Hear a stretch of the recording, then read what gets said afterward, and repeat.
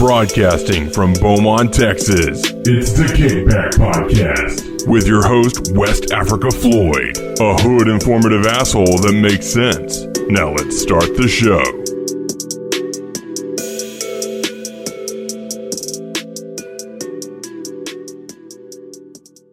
All right, what's up, y'all? You know what I'm saying? It's the KikBack, and I got my boy. Introduce yourself, man. Introduce yourself. What's up, everybody? This is K Lane from the Cushy Podcast. K Lane going against the grain. And also, we got my girl. What's up? It's your girl, Little Miss Know-It-All, who knows nothing at all, from the Vibe with Me High Energy Podcast. Oh. Yeah, hey, you know what? You know, I just thought about this. This is 3 Black Southeast Texas podcasters that's getting together on an episode. Yeah. Yep. Yeah, I don't know, Ken. She got her own podcast, you know, the Vibe with Me. I think I follow her on Instagram. You probably do. What's the name of it? Vibe with Me High Energy. Yeah, I think I Vibe with Me High Energy. Yeah, you know what I'm saying? Little Miss Know-It-All, she do with everything, man. She be doing shirts, she be doing graphics, she be rapping, she be singing. Uh-oh. I'm learning that I gotta focus on one thing. Can't do it all. But and really? You also can multitask, though, you know? I don't believe in multitasking. Oh, okay, It don't allow me to focus on one particular thing at a time. Right. Hey, I understand. Different strokes for different folks. What made you realize that, though? Why you think that? Because I find myself making mistakes a lot when I'm trying to do too many things at once, not focus on one particular subject or whatever it is that I'm doing. So I find myself making a lot of mistakes. Right. Yeah, because right. because people think podcasting is easy. It's not easy. No, it ain't easy, man. Because you gotta keep up. You gotta stay. You gotta stay basically in the media. You know what I'm saying? You gotta see what's going on every day. Yep. And you gotta be mindful about what you saying. You know what I'm saying? Right. A lot. You don't want to bring across the wrong message to people, you know. Right. So, you know, because at the end of the day, people following you and people looking at you for information, and if you come up with wrong information, then that's not good. So. Yep. Yeah, that's true. But, you know, you got to understand that people, you know what I'm saying, you got some people that's going to like what you say and some people going to disagree regardless. Oh, of course. Yeah. I mean, that's just the way it is. People going to take what's, you know, what resonates with them, and then what don't, they're going to leave it where it is. Right. So before we get on our main subject, which is the importance of a positive Black, female, or male role model, what do y'all think about the police and the current situation? I mean, let me just say this. Me and Little Miss Know-It-All, we know a lot of cops, and we know some cool cops. True. But you know what I'm saying, regardless if you're a cop or not, they're getting a bad reputation, you know? So yeah, but like I said the other day, Floyd, you know what I'm saying, we need a lot of you know what I'm saying, they got bad Black officers out there too, but we need, you know what I'm saying, we need loyal Black officers patrolling our neighborhoods that's there for our people, you know what I'm saying, that's there to protect our people, you know? Mm-hmm. That's the same thing I said. I said they need to put Black officers in our neighborhood, because we know, you know, when we see a Black officer, we're not going to feel more tense as if a white officer pulled up on us. Okay, we already know how to feel. Like, we know exactly what to expect or what we think is going to happen. I went to, not to interrupt you, but I went to Killeen and I got pulled over by a police officer, and he was Black. And immediately I thought, okay, it's a brother, you know what I'm saying? And he gave me a warning. I'm not saying he gave me a warning because he was Black, but when I seen that he was a Black officer, I did feel a sense secure. of, yeah, I felt a little more relaxed. You know what I'm saying? Right. Like I could tell him, because you know they go act, you know, you tell like, hey, because I was speeding, but I told him like, hey, I seen it, but I seen you, and I didn't want to just pump my brakes, but I tried to slow down. And then, you know, he took my ID, and then he just said, hey, I'm gonna give you a warning, just be careful out there. And I was like, damn, that's what I'm talking about. Yeah. Now, you know, these little small towns, white towns, and be like, hey, you know, it might not work that way. They ain't having it, especially out there going towards Austin, man. Going through LaGrange, Texas. Oh, yeah. You don't want to. You don't want to go through LaGrange. Nah, I didn't go through LaGrange, but I went through a lot of small towns. You know, they got a town cut and shoot right there off of 105 before you get to Conroe. Man, I gotta go. I gotta go through there to get to work in Willis, man. Yeah, I make sure I have gas and everything, so I don't have to stop it. Man, I already told you what I'm dealing with, but that's another topic. You know what I'm saying? Anyway, you know. Yeah, we can't speak on that. Stuff like they used to tell us, don't stop in Lumberton, don't stop in Vida. Right. I mean, and it's sad, you know what I'm saying? We gotta tell our kids that too. You know what I mean? Yep.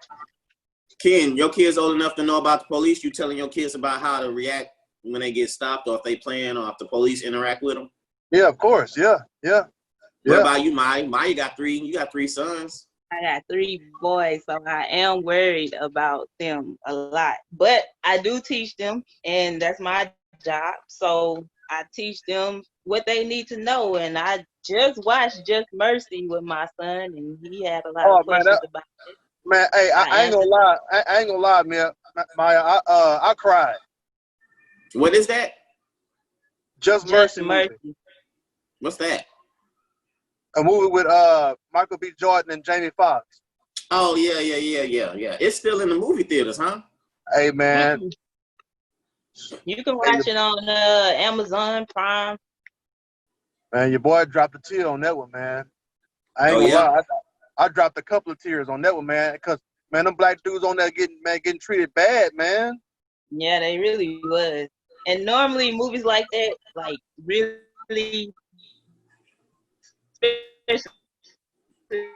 Like Rosewood and stuff like that.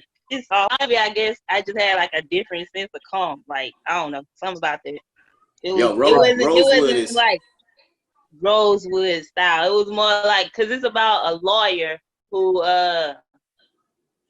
they had like all these inmates on death row and no evidence, no proof. And he was trying to get them all off, like a black lawyer in this small white neighborhood, trying to get the inmates off. Yeah.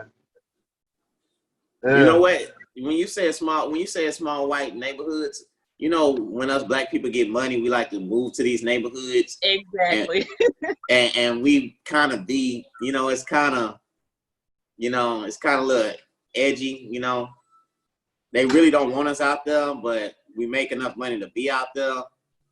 So, but I was thinking, you know what I'm saying, because when you get to a certain point, you don't really, I'm not knocking the hood, but when you get to a certain point and you working and you're going to work, then a lot of people, you know what I'm saying, especially in the hood, they like to attack on something like that. So they see you gone, you might go on vacation, you might go here or there, and they might rob you, you know what I'm saying, because you might be a victim of circumstances.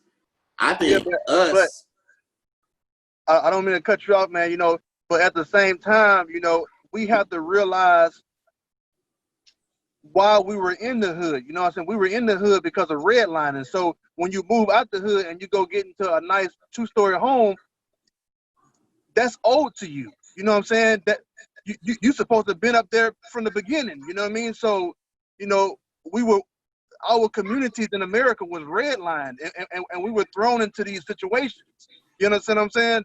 These ways of living, the ghetto and all that stuff. So we, you know what I'm saying, most of us had to just get it how we live. So, you know, when you make money and you up and leave, that's really owed to you. You know what I'm saying? You were supposed to be in that position from the beginning. But my point is, you know, I think we need to have more neighborhoods where it's more of us in, like, you know what I'm saying, I agree. Well, here's the thing on that, and I don't mean to cut you off, but it's our thinking. It goes back to our thinking. Why do we think it's just white neighborhoods that live in fancy homes? Why? But it's not. But it's none in Beaumont though. It ain't no black neighborhood like that in Beaumont. But maybe, hey, little Miss Know-It-All, maybe you need to buy some land, and then you know what I'm saying. You know what I'm saying? Put it right there. Maybe I do need to do that. Maybe I'll add that to one of my goals. That's what I'm talking about. Man, let's go get that 40 acres in the mirror, man, and put it in Beaumont, man. You know what I'm saying? Yeah, we need something like that. Man, 40 acres can do a lot, man. Yeah, it could. A real lot. 40 acres is a lot. A lot, man. You know how many shops and businesses can be on that land? Hey, do you think black people as a whole now, since the George Floyd, do you think we starting to wake up and starting to accomplish a lot of things now? Hey, it's like this now, bro. You see, like it's like this now. Our eyes are starting to open now, bro. You see a lot more of supporting each other, business-wise and all that? I do, yeah.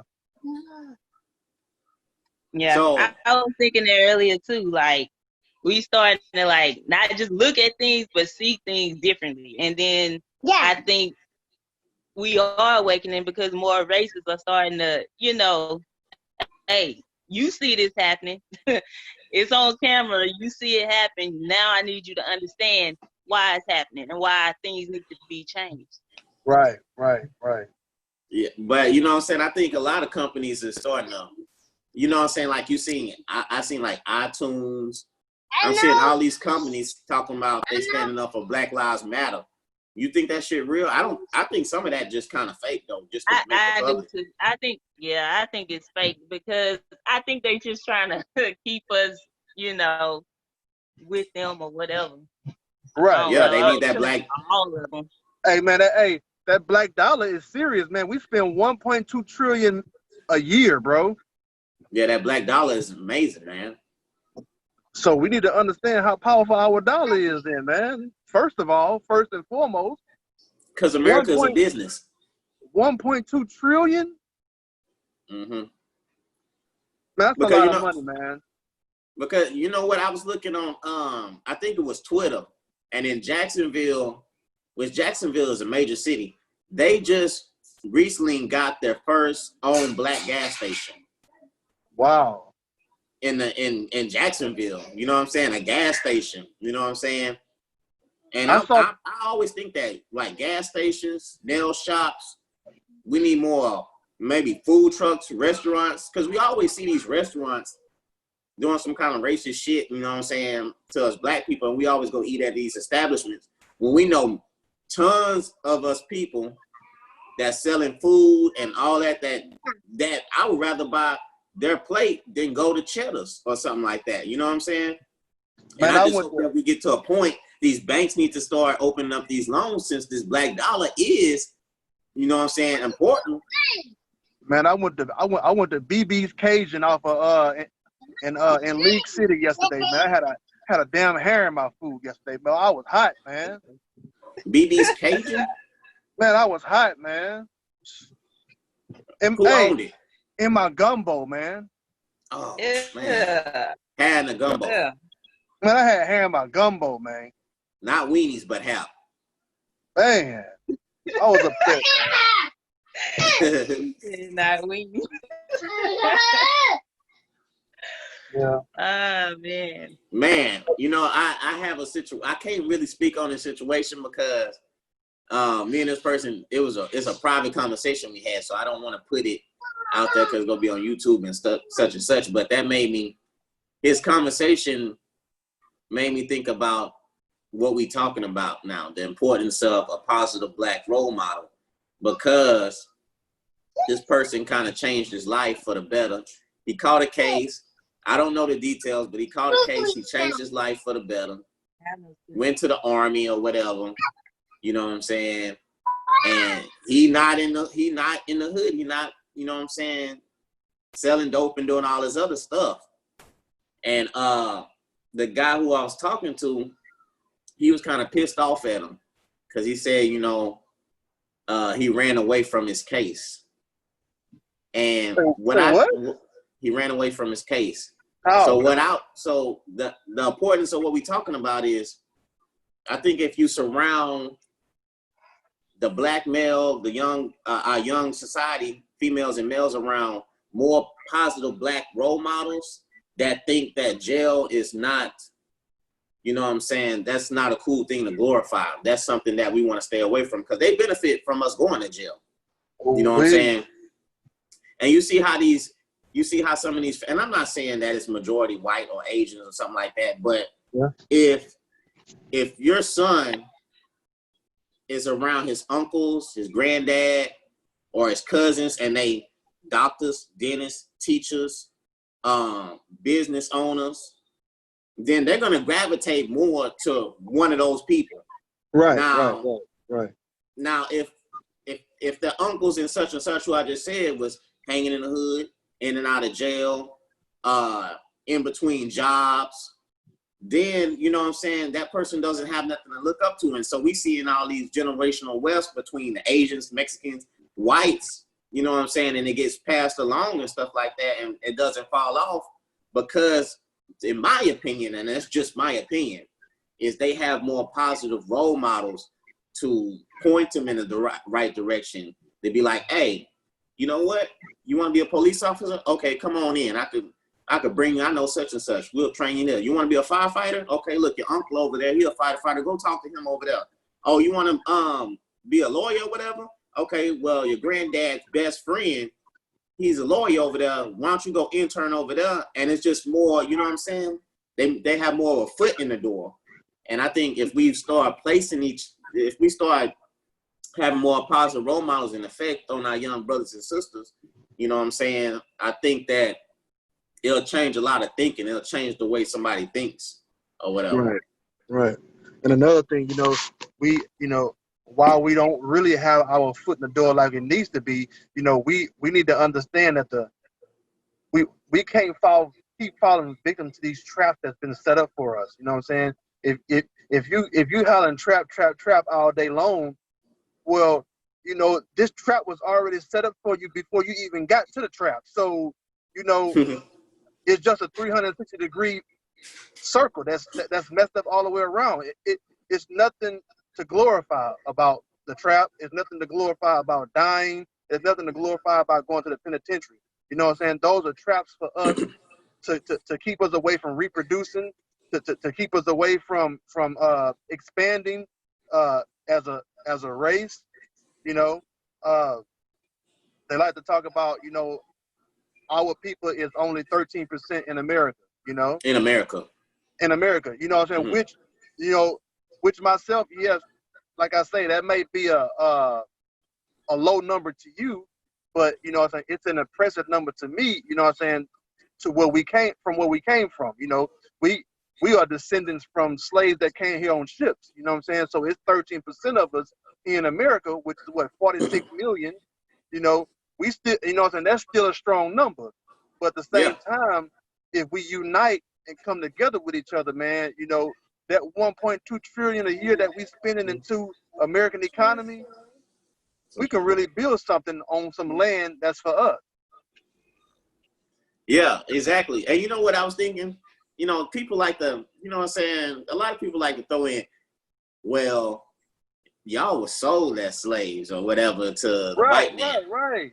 But you know what? When I think about it, when you think about the African American as a whole, and you think about like the sports we do, the Olympics, and we constantly winning all these gold medals, I be thinking like, I don't think my ancestors was that weak enough to get sold like that. You know what I'm saying? To think about what we came through, what we went through now to today. I mean, then from today, it's really impressive because, you know what I'm saying, as far as African, I mean, look, you got basketball, you got football, we had baseball. I don't know what happened to baseball. We kind of fell short on baseball. But you got Serena and them. Any sport that we play as an African American, we seem to excel in. Right. You know what I'm saying? So I be thinking like, no, I'm not taking that concept where oh, y'all was sold as slaves to the white man and then got, nah, I don't believe none of that. You know what I'm saying? It was a business proposition. You know what I'm saying? It was a business proposition. You know, hey, you know what I'm saying? Your people are gonna do well over here where we taking them, you know. You know, so we're gonna go build a country over here, they're gonna do well, they're gonna excel. It was a business proposition. I'm talking. Yeah. Hey, You know what I want to know? What's that? I want to know, who were we before all of the slavery and stuff? That's what I want to know. That's easy. We was us. we was us. We was us doing us. We was more into like spirituality. Okay, but there got to be some kind of like history or something that's missing. You know what I'm saying? Yeah, it's a big chunk of history that's missing for sure. Yo, I was just watching Hidden Colors 5, I think. I think it came out last. Huh? I ain't know they had a 5. Yeah, they had a 5. I watched it the other day and stuff like that. And they tell you, you know what I'm saying? I don't know the books or whatever. I didn't, you know what I'm saying? I ain't pause it and write down what, you know what I'm saying? But they was just talking about how when, I don't know if it was the Portuguese or whoever, when they was going to some of these countries in Africa, like these cities, like they was writing about the cities that they were seeing, and before they destroyed them and all that and tore them down. But, and even with the Moors, like the Moors, they went out there to like Europe and, you know what I'm saying? The Europeans, they was inborn with the animals, and that's why they was catching all these diseases. They wasn't taking no baths and nothing like that. And so the Moors went out there and showed them how to do this, that, but eventually the Moors got, you know what I'm saying, they conquered the Moors and they had to go back to Africa and all that type of stuff. But man, they lied about so much of our history, man. It's like crazy. It's just But the Moors ruled Europe for 700 years. Exactly. And yeah, until they finally, you know what I'm saying, got overthrown. Yeah, but you know how many times they had to try to go against the Moors and stuff? They fell in war. Eventually, you know what I'm saying, they end up getting us, but, you know. Right. But, yeah, the Moors rule. I think they still got, like, statues and portraits of, like, black Moors, and they still got the castles that's still up, too, some places around in Europe. Yeah. You know, Sicilians are spawned from Moors, right? Mm-hmm. Yeah, I heard that before. Yeah. Yeah, I heard that before. Yeah, that's I actually wanted to get Laban on here, but man, he ain't never hollered back. Hey, that boy got some knowledge, man. Yeah, he be spitting some knowledge, and you know he from the Moorish temple and all that. Right. Yeah, the Moorish temple and stuff like that. So. Yeah. But anyway, man, not to get off track, you know what I'm saying, with Maya, with your 3 sons and stuff like that. So, I mean, you say you scared because of society because you got 3 young black, you know what I'm saying, males and stuff like that. So, what ways are you trying to teach them? Because, you know, the streets, man, sometimes the streets, you know, you used to be street. No, I didn't. Stop lying. Anyways, ain't never been street in my life. But no, I do my best to teach them to have a positive mindset. And I think that's important for anybody to have a positive mindset, you know, to do the right thing, you know, just do the right thing, go out and be at your best. And so that's the type of things I'm trying to instill in them. You know, they're not at an age where they're out hanging out on the corners or whatever, which they ain't gonna be doing anyways. Right. But they're not at that age, but they're at an age where they can learn right now how to be, who to be, and you know, the best way to do that possible. Let me ask you this. What y'all think about D Wade? A lot of people criticize him about his son, but he got 2 other sons too, though. Man, that's his son. He do what he want to do. I ain't got nothing to say about that. Hey, that's up to that man. Hey. Right. Me personally, I mean, if his son is like that, then his son is like that. You know what I'm saying? But I think as far as a black father, I think he positive. And his other two sons is doing their thing, you know. Every son, you got multiple kids, your kids is not all gonna be the same. Right. I just think people just same with Michael Johnson's son. Oh, yeah, Magic Johnson? Magic Johnson, yeah. You know what I mean? My girl said Michael Johnson. Yeah. So, I mean, they do got a Michael Johnson, but I knew you wasn't talking about him. Yeah. Nah. She talking about EJ. Urban Magic Johnson. Yeah, EJ. That's baby. Yeah. He spelled Irvin with an E. Yeah, that's right. With the stilettos and pumps on. Yeah, he full-fledged, man. Oh yeah. Hey man, but more power to him, man. Hey, you know. Yeah. I don't hate on what a person like. If that's what you do, that's what you do. Right. Be who you are.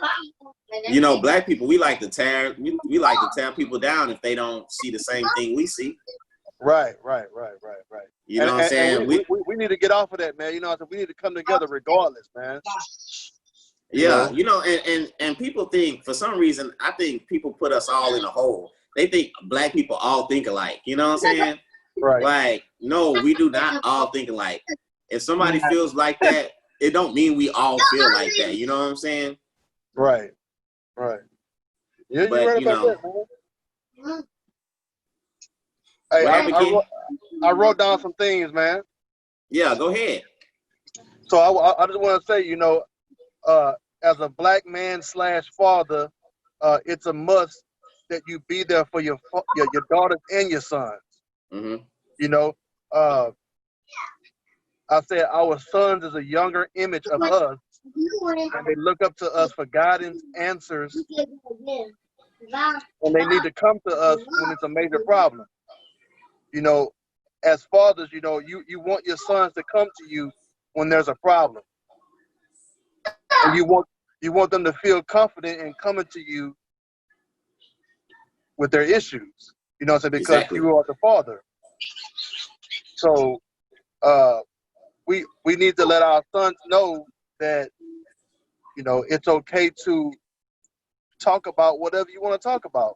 It could be sex, it could be fighting, it could be anything pertaining to becoming a man.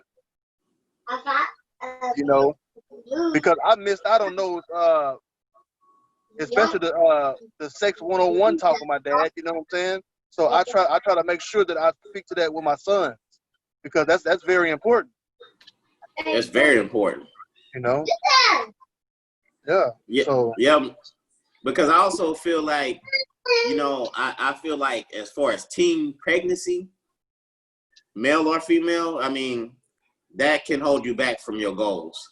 You know what I'm saying? You might want to go to college, you get pregnant, or you have a kid and you can't really go to college full time because you got to go work now. You know what I'm saying? Right. So it kind of pushes you back, you know? Right. So you kind of really want to explain that to your son or your daughter. Hey, mom ain't taking care of no babies. No. Hey, man, check this out, man. I had seen one of our mutual friends post one day online, right? You listen, Floyd?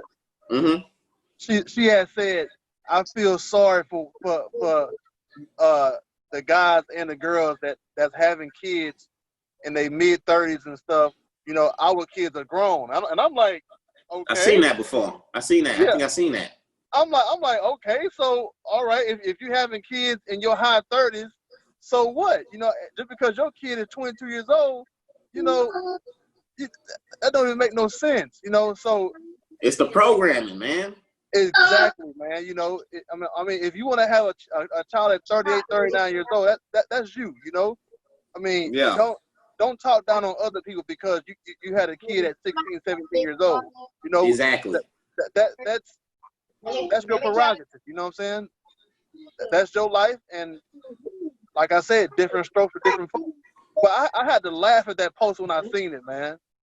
Yeah, I seen that post. I think you know who I'm talking about.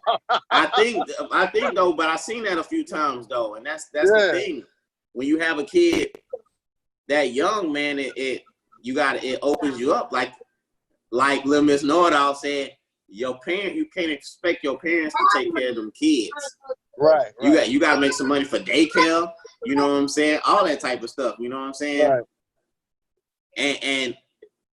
And for a female side, Lord forbids if the guy don't step up and do his part, then it's gonna make it even harder on you. That's what I'm saying, man. That's what I'm saying. So then you probably gotta wait till your kid gets old enough to go to school before you can have some time to be like, okay, my son and daughter in school now. Now I can finally at least try to go back to school. But then that's like 5-6 years after the fact that you want to, so everything is getting pushed back. You know what I'm saying? Right. So that's why. Go ahead. No, I'm just saying why that's the importance of, you know what I'm saying, bringing that reality to, you know what I'm saying, your kids. Because a lot of them, as far as the black, as a black society and stuff, we see people supporting that. We see the baby showers, but we don't see the dad. We see the chick that's pregnant, but she posting that she's single. You know what I'm saying? And you know what? You know what I'm saying?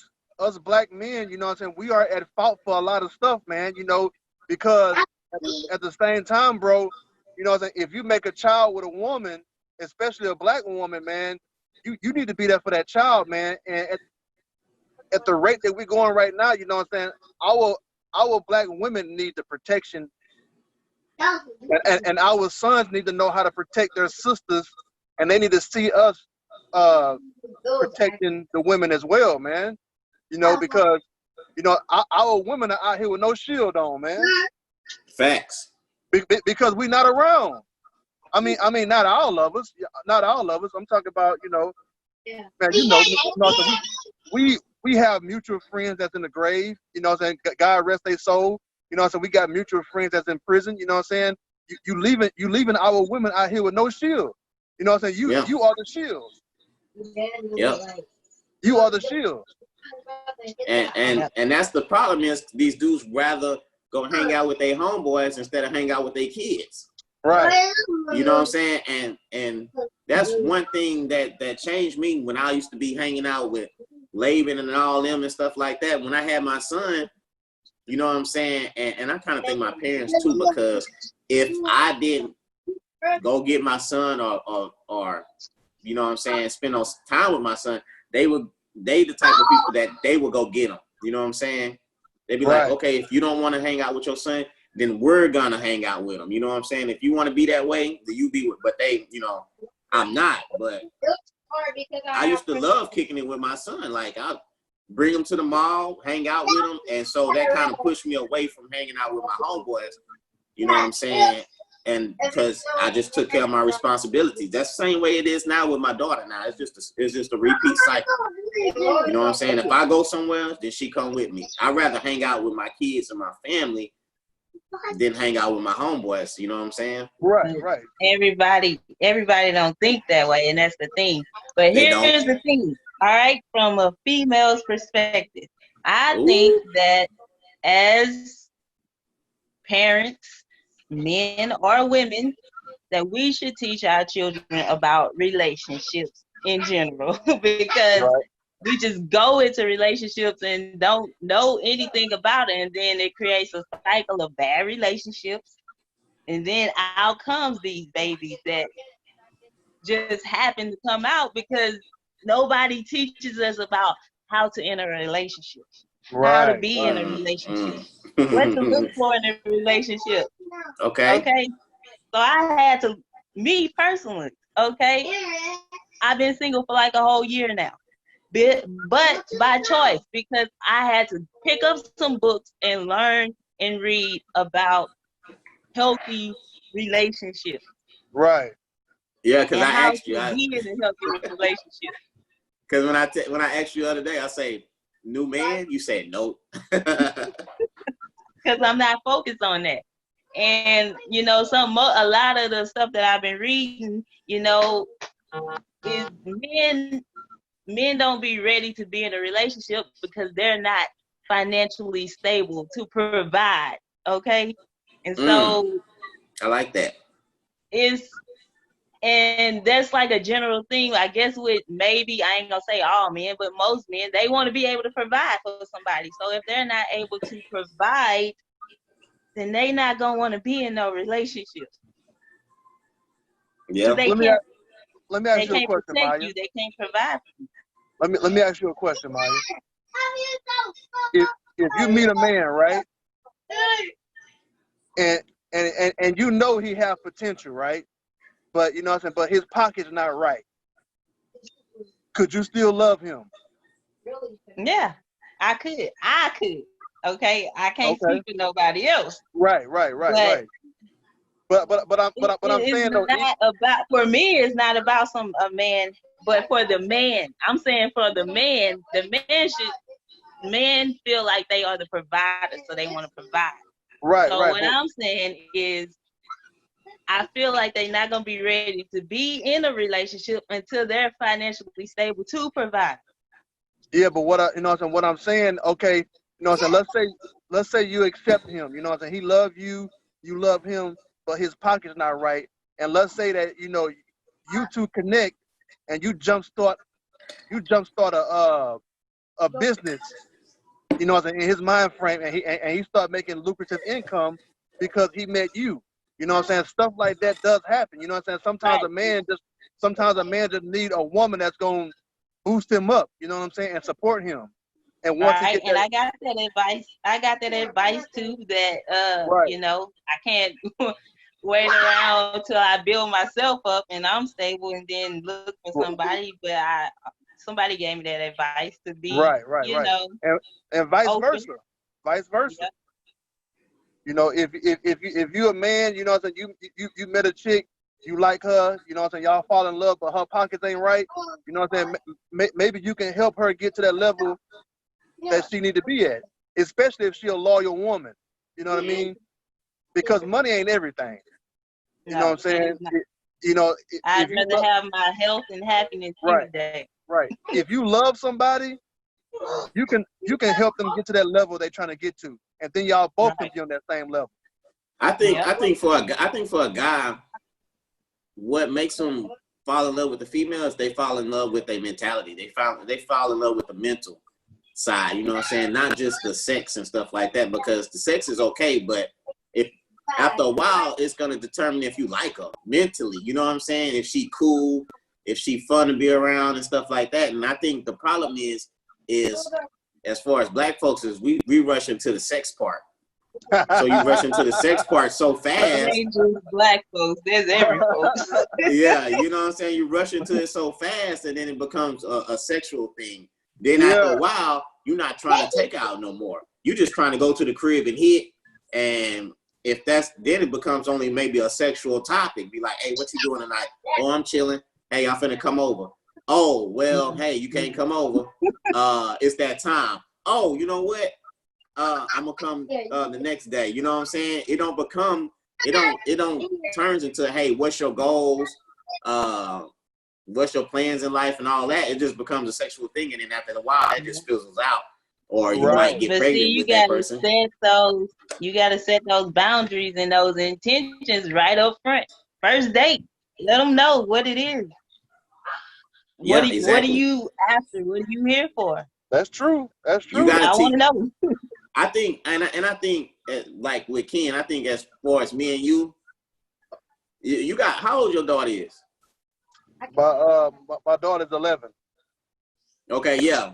As far as us being a guy, we have to teach our daughters the game. You know what I'm saying? Right. From a male side, we got to teach our daughters the game of what a guy is gonna run to them. You know what I'm saying? Because we was young. We know how it was when we was in high school and just graduated and we wanted to holler at a chick. You know what I'm saying? We got to teach our daughters what to expect from some of these guys. And just like what Maya says, you know what I'm saying? When you talking to these guys, you got to let them know on the table right then and there. You know what I'm saying? Like, look, this is the type of person I am. This is what I'm looking for. You know what I'm saying? I know when, you're out of high school and stuff like that, you want to party, you want to chill and stuff like that. But think you grown. As far as a female, you know what I was thinking to a part, because I seen somebody said that they was this lady said she would give her daughter like condoms just in case she does, you know what I'm saying, end up having sex, that because you know the guys, they might be like, oh, I don't have no condom, and they might try to run that game to, you know what I'm saying, and then she end up getting pregnant. So I think as far as a female, you got to be on point too, because these guys are gonna be slick and run the game.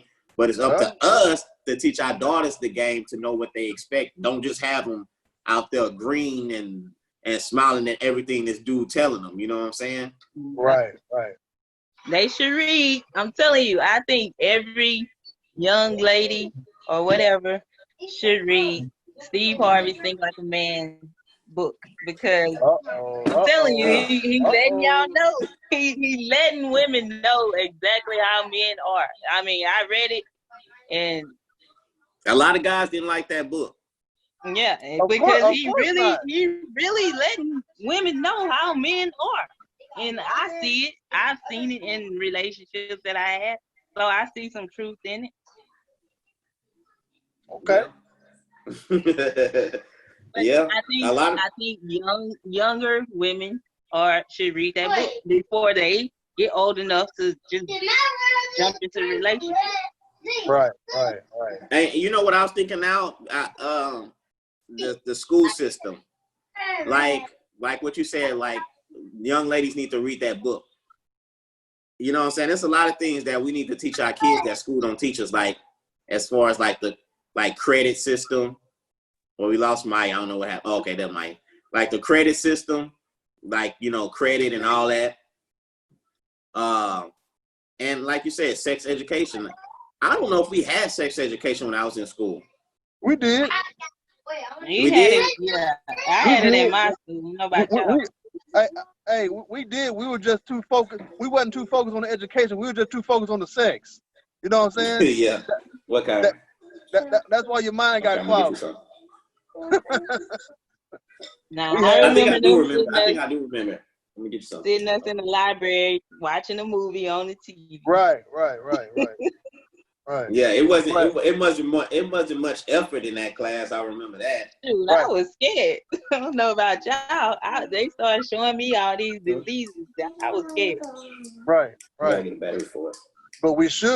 But Maya, we should be scared about, you know what I'm saying, about financial literacy too.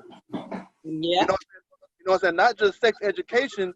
You know, we need to be scared about financial literacy too. You know what I'm saying? Like why we wasn't taught that. You know what I'm saying? Like, that's serious. Yeah, when Rockefeller, he took that out of the school system. Right. I'm thinking about. I had to educate myself about, and that's a lot. That's another thing. A lot of times I've learned, like in the past year or so, you just gotta educate yourself on what you want to know. Like straight up. I educated myself about credit. I educated myself about a lot of things that I feel I need to know for me to succeed. Right. And you get to pass that on to your kids. Yep, there it is. Right. And you know, for the people that's gonna be watching this on YouTube or Facebook or Instagram or wherever you watch it at, I want to let you know how if we come together and unite with one another and possibly, put some bread together, just go back to read about O.W. Gurley. O.W. Gurley was basically the founder of Black Wall Street in Tulsa, Oklahoma back in the early 1900s. Okay? Yeah. And I'm talking about these men. He formulated a whole section, a whole neighborhood of prosperous Black people in the early 1900s. They were millionaires, bro. They were millionaires in the early 1900s. And also keep this in mind. In 1865, they promised us 40 acres in a mural, like we were talking about earlier. Mm-hmm. They killed Abraham Lincoln, and the next president after that vetoed that. And then early 1900s, they still got Black millionaires. You know what I'm saying? So, you know what I'm saying? We gonna rise from the dirt. You know what I'm saying? We gonna make something happen, bro. Yep. You know what I'm saying? We can start at zero and become millionaires, man. We just gotta have our minds right, man. You know what? With Black History, you know, America, they want to keep it simple though. They want to just teach you about Martin Luther King. You know what I'm saying? It's more to us than that. It's more to us than that. Harriet Tubman. They don't want us to learn about what you was just saying. They don't want us to learn about Marcus Garvey and all that. Right. I mean, what are the odds 1865 to start at zero and bounce back up to be millionaires, and they burn your stuff down? 1965 they fought for rights, civil rights movement pop, and in 1965 it was only 35 black millionaires, 35 or 65 65 millionaires, black millionaires in 1965, man. That was it. Yeah, you know, I don't think no race of people that have to start over as many times as what we did and still be almost at the same plateau as some of, you know what I'm saying? You working with some people right now, right? That didn't have they family and their generation didn't have several head starts, right? But look at it now. They're in the same boat as you. But understand this. The only reason they have head starts is because of us. Yeah. It's because of our people. You know what I'm saying? Like, if it wasn't for our people, y'all wouldn't have nothing. Y'all wouldn't have no generational wealth. Y'all wouldn't have nothing. It wouldn't be nothing. What do you think about what's the he used to be the CEO of BET? Is his name Johnson? Yeah. I know you're talking about. He said that as far as reparations, he said that I guess he did some kind of study or something and said that black people, as far as reparation, is 300. He said that we owe 375,000 for each black person in America. Yeah, I agree. Yeah, he said a one-time deal. He said like 40 million or something or whatever, something. I forgot the people that he said. Better than nothing. That shit ran way in the trillions, man. Yeah. As a total, it was like $1 trillion and stuff like that. But 17 trillion. I thought it was 1.7. Nah, $17 trillion, man. That would break the man. Go ahead and give us that, man. Man, look here, man. But you know what? You know how many of us would fuck that money off? Yep, they'd be spending food. Yeah. Boy, they would fuck that off. You'll be seeing Bentleys in the hood. All because they don't know how to use their money though. That's why they got to be educated on how to use money. You can't get $100,000 and go buy a $90,000 home. You can't afford to live in that. Right. But you see what? I think on the business side, because America is a business, I would think they would give that money to us because they know that a lot of us is going to give it right back to them. Yep. You know what I'm saying? A lot of companies is finna make that back. You know, car companies or clothing companies is finna make that back. It's gonna really stimulate the economy in America because a lot of black people, like you said, they don't have no education on financial situations, so they finna just burn through that. Yeah. It's gonna be like vultures coming in to just grab that money. Right. So, you know, who's going to be the person that comes up and stand up and tell our people, you know what I'm saying, what to do with their money, you know? Financial literacy is what we're lacking, man. Yeah. Big time. We learn the hard way. Huh? We learn the hard way. Right. Learn the hard way, man. Mess our credit up, you know what I'm saying, trying to boost the credit back up. You know, it's just a continuous cycle, man. Yeah, I joke about like the credit score, like, you know what I'm saying? I kind of joke about that always on Facebook. But years ago, my credit score was horrible. I didn't care about my credit. Yeah. You know what I'm saying? Maybe like 2017, 2016, I had just started paying attention to my credit and built my credit up. You know what I'm saying? Because I'm not blaming my parents or nothing like that, but after you get out of high school, they throw you credit cards. Right. Right. So at one point, my mom used to throw the credit cards away. But then she said, well, you got a credit card here.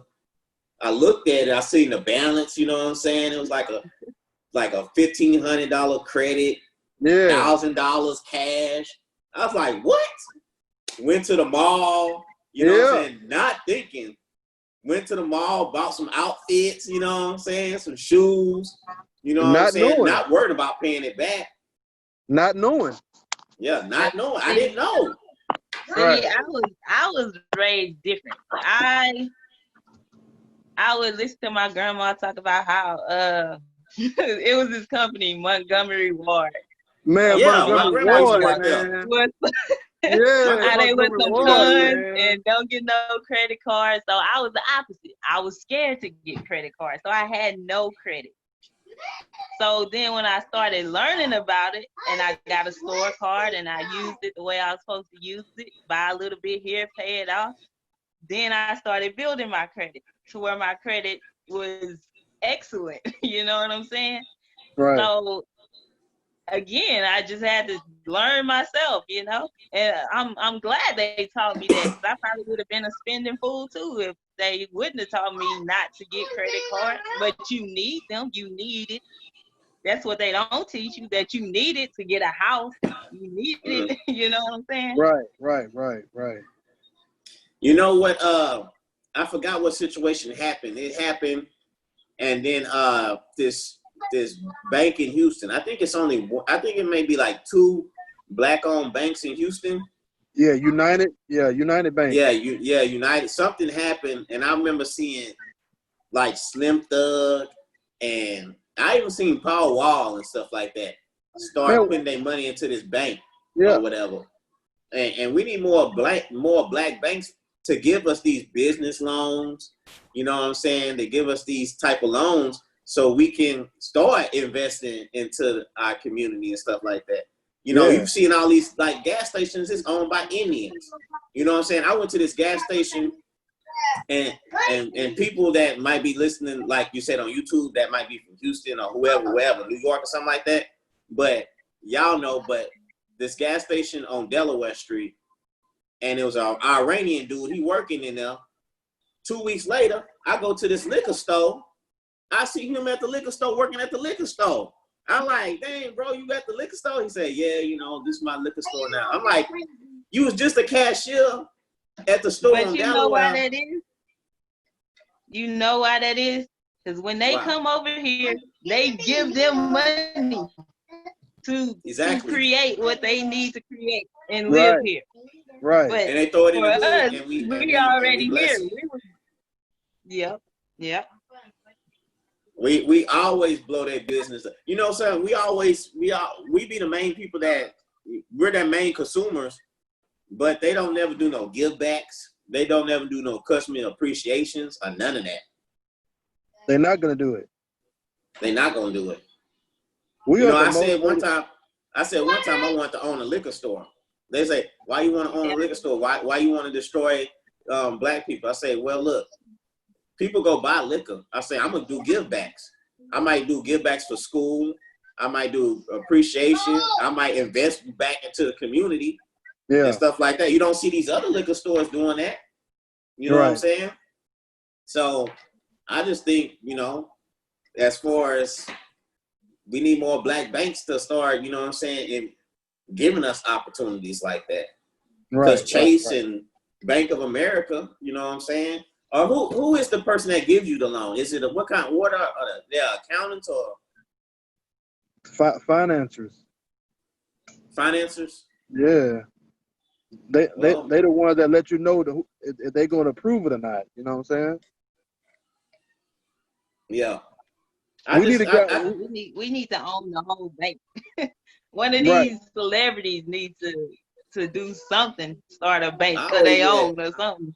Right. I'm not gonna put it on LeBron, but I think more people like that need to start having their own banks. Yeah.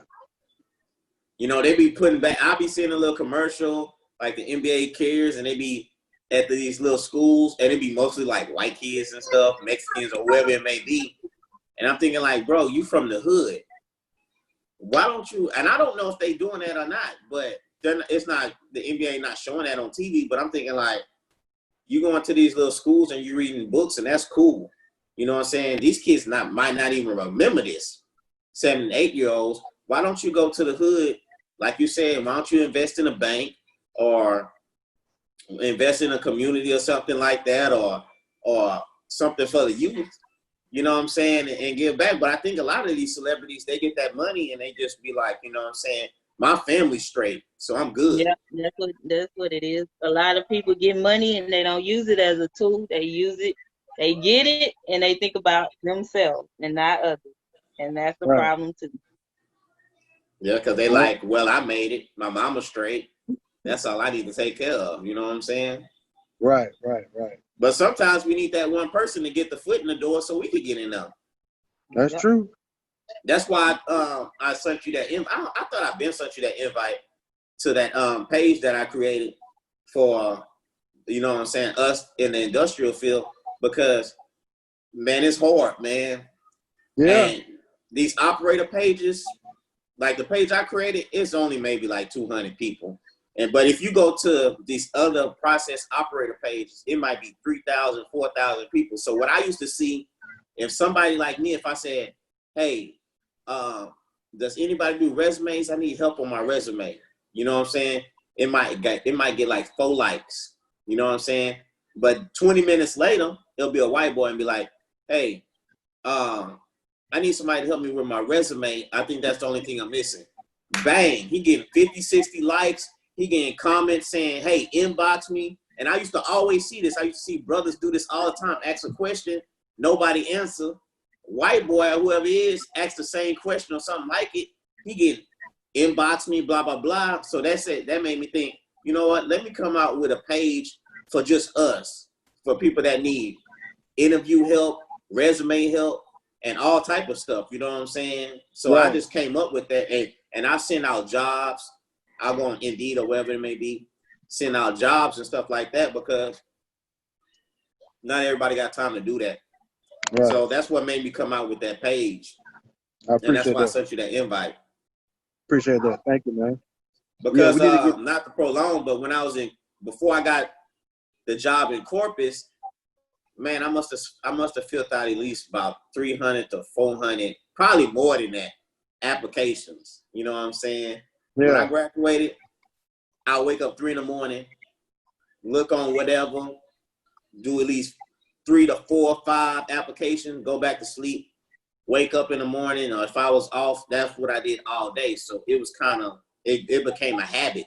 You know what I'm saying? Even when I got on, I couldn't stop looking for jobs and stuff. I was so addicted to it. You know what I'm saying? Right. And so when I created the page, I would just post the jobs for people. You know what I'm saying? And that's what I'll be doing. I kind of slack back a little bit now, but I still post every now and then. But it's still my main thing. You know what I'm saying? To help people get in, because it ain't that many of us. Right. You know what I'm saying? Like, my shift is just me, and it's 3 other white boys. Yeah. You know what I'm saying? So. And a lot of times it's just people don't have the right information, so they need that information from you to help them. Because they don't give it to them. Yeah. Because when you get into Exxon Mobil and any of these places, you're working with a lot of people that's like Republicans, Trump supporters, and stuff like that. They like to fish. They like to hunt. I'm not saying a brother doesn't do that, but that's they go hunting together. They go fishing. So they networking. They constantly around each other. They building these relationships.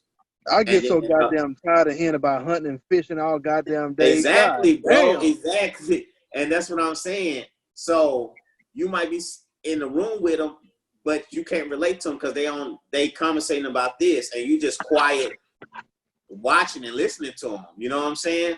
Right. And it's not that many of us. You know what I'm saying? You don't have a brother to talk to about this and that or whatever it may be. So that's one reason why I created the page, because we need more of us in there, man. It ain't that many of us in there. Right. You know what I'm saying? It's all about one person getting in and helping the other person get in. You can't just Right. get in. A lot of our people, like, if somebody getting on an Exxon, he might not even try to get nobody on the Exxon. He might be like, oh, yeah, I work at Exxon, blah, blah, blah, this and that. And he might be like, shit, I ain't helping nobody else. You know, that's how some of our people is. They like, fuck that, I'm good. I like what Jody be doing, though. You know what I'm saying? When something pop up, Jody be sharing stuff about Exxon Mobil, man. You know, so he be trying to get people on, man. I appreciate that. You know, Jody the homie, man. Jody, he grind his way up to Exxon too. Yeah, he did his thing. Yeah. Yeah, well, me and little Miss Blowout, oh my bad. We worked together for a long time. Yeah. You know what I'm saying? And before, we both was managers at this place, but before we became managers, they didn't have they didn't have black people as managers up in there. Yeah. Not at all. We was like the first, you know what I'm saying? Right. You know what I'm saying? And this company, they'll be like, since 1916 or something. I forgot whatever they used to fucking say. 1917. Yeah, some shit like that. Like y'all didn't even have no black people couldn't even work at that place at first. Right. Man. You know what I'm saying? So man, we done came a long way, man. Our people as a whole came a long way, man. Yeah, man. Hey man, y'all need to tune in to my Facebook night show, man. My Facebook Live night show that I'm premiering, man. That's tomorrow. Well, a lot of people are not gonna see this when it comes out. I mean, the show probably gonna come out before they see this tomorrow. But yeah, it's Facebook Live. But yeah, it's Saturday. Okay. I'm ready for it, man. But man, I gotta get these 12 o'clock samples, man. You know how it go out here, man. I know how it is. I'm glad you was able to bless us with the time you had, though. Appreciate it, man. Yeah, you gonna post it on YouTube, right? Yeah, I'm gonna post it on YouTube. It's gonna be on YouTube. Let me do some. I'm not good with that. I'm all right with the editing, but Lil Miss Know-It-All is the editing genius and stuff like that. All right. Hey, but I practice and I learn how to edit my own videos. All right. It ain't too much editing on here that I want to do other than, like, you know what I'm saying, get y'all name straight on here and stuff like that. You know what I'm saying, y'all? Ken, your name kind of long as fuck. I don't know if I can fit all that shit. Now just put K Lane, man. Just put K Lane. All right, well, that's gonna be a done deal. I'm plugging my podcast again. Yeah. Plug your podcast, Little Miss Know-It-All, please. So that you can know what my podcast is about. My podcast is about, it's based around getting your mindset right, researching, doing your own research, and learning about high vibrations and what a vibration is, because people don't even know what that means. So, go over there, listen to Vibe with Me, High Energy. It's a lot of positive things over there, a lot of self-help things, a lot of self-care, about forgiveness, love, all of that. So check that out. Right. Okay, Lane. Plug your podcast real quick before you go. Yeah, y'all tune into the Cushy podcast. A lot of people ask me what's Cushy. A lot of black people ask me what's Cushy. Well, basically, Cushy is people of African descent, and it's Cushy is in Hebrew. So, basically, what I'm saying, our people spoke in Hebrew way back in the day. So, it's all about uplifting of our people, educating our people, talk about things that's really going on in our community, things that so we can do to help out each other, just like we're talking about right now. And man, it's all about black upliftment, man, and just empowerment. All right, man. Before I let y'all go, I think this is history because, like I said, it's 3 black podcasts from the same area, and I don't think this ever been done because I don't know no other black podcasts other than us. Right. So I think this has been a long time overdue, us getting together to kind of, we got to start networking with each other more. Right, you know what I'm saying? I agree. But yeah, man, Ken, I'm gonna let you get out because you at work, you doing your thing. All right, and man. all that and stuff like that. And little Miss Nora, I'm gonna let you get back to the young men back there doing their thing and stuff like that. So Miss Myers, it's a pleasure to meet you. I'm gonna send you a request. All right. Yeah, y'all definitely need to connect and you know what I'm saying, build. All right, man. Y'all be easy, man. Okay, y'all be safe, man. Y'all take care.